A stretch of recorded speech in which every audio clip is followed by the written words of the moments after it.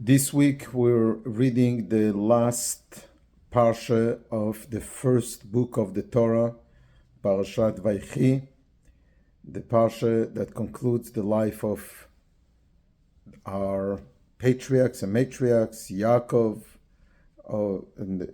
is passing, and nonetheless the parsha is called Vaychi. Vaychi, in this parsha there is all the blessings that Jacob, our patriarch, is blessing all the 12 tribes, all of the people of Israel. Amazing, amazing blessings and lessons. And the reason it's called Vaychi, and the lesson of Vaychi means life, because Am Yisrael Chai, Yaakov Avinu lo met. Our sages tell us Yaakov did not die, because, and as a result of his life, we are alive. Mahu b'chaim, avzaro b'chaim, mazaro b'chaim, afhu b'chaim. The way he is alive, we are alive. The way we are alive, he is alive.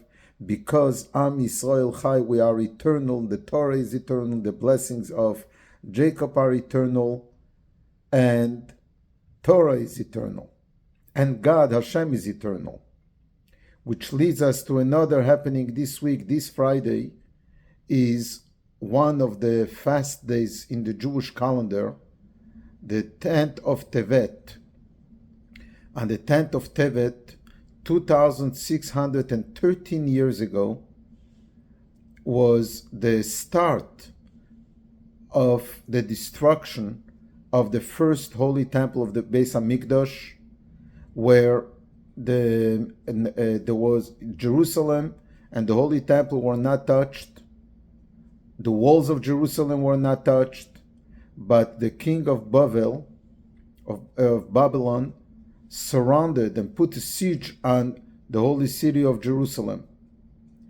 And to the extent, and that led to 18 months later of the breaking into the city of Jerusalem, and then the destruction of the Beis HaMikdash. And of course, during these 18 months, things deteriorated inside the city as en yotze ve'en ba, no one comes in, no one goes out.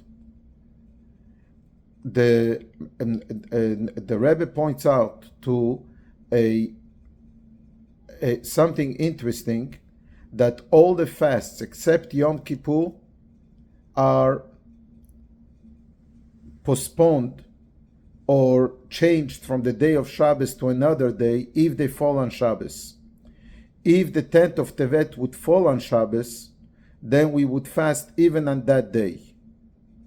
This year, the 10th of Tevet does not fall on Shabbos, but falls on Friday. But an hour in Shabbos, we're still fasting.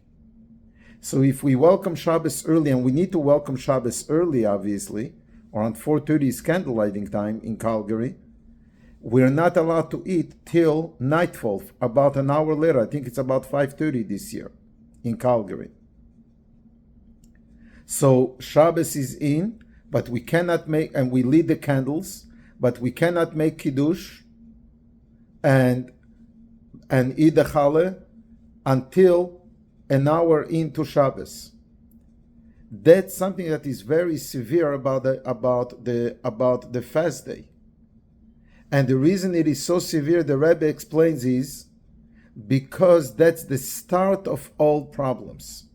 Many times we don't realize and we don't pay attention to the beginning of an issue on a spiritual level and on a physical level until it's perhaps too late or much harder to deal with.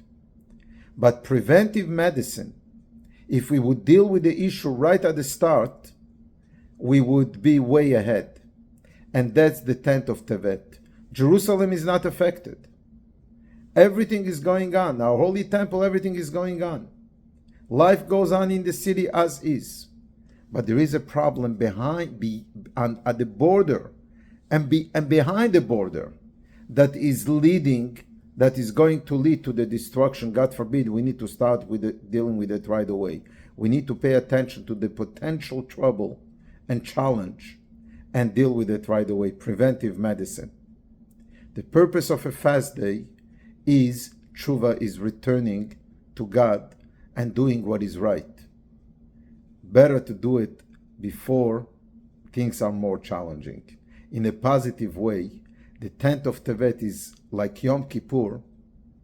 Before the challenges are coming, starting fresh, starting new, as soon as we see a challenge, let's deal with it and let's get rid of it. Am Yisrael Chai, Vayechi Yaakov, Yechi HaMelech HaMoshiach. May we live and recognize the power of life that is above and beyond all challenges, all negativity, all potential harmful things, because we are alive, eternal, and here to stay at all levels. Good Shabbos, Shabbat Shalom. Yafchu yamim ele lesason ulesimcha. May these days of fast days turn into days of joy and celebration with the coming of Mashiach now.